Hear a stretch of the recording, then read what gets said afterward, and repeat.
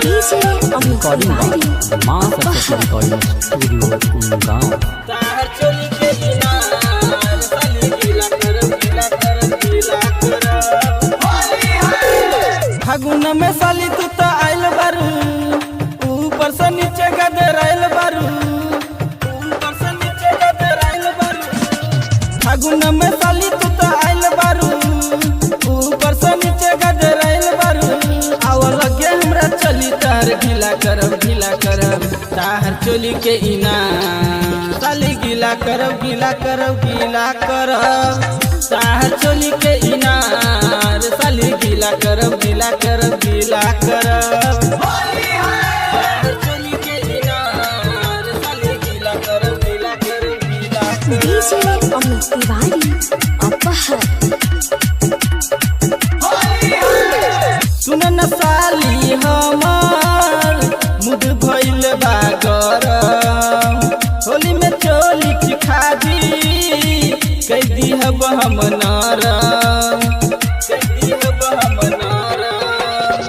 सुन न साली हमार मुद भइल बा गरम, होली में चोली चिखा दी कई दिहब हम नरम। काच उम्र में सियान भलू, 16 बरस में जवान भलू, 1.5 दिन बाद पीला करब पीला करब ताहर चोली के इनार, ताहर चोली के इनार साली गीला करब गीला करब गीला करब ताहर चोली के इनार साली गीला करब गीला करब गीला करब ताहर चोली के इनार साली गीला करब गीला करब गीला करब। डीजे अमित मां तिवारी सरस्वती रिकॉर्डिंग स्टूडियो गांव। होली के माजा उठा लो, लाज के धोके हटा लो, असो के फागुन में साली जीजा से रंग लगवा लो, जीजा से रंग लगवा लो। होली के माजा उठा लो, लाज के धोके हटा लो, असो के फागुन में साली जीजा से रंग लगवा लो।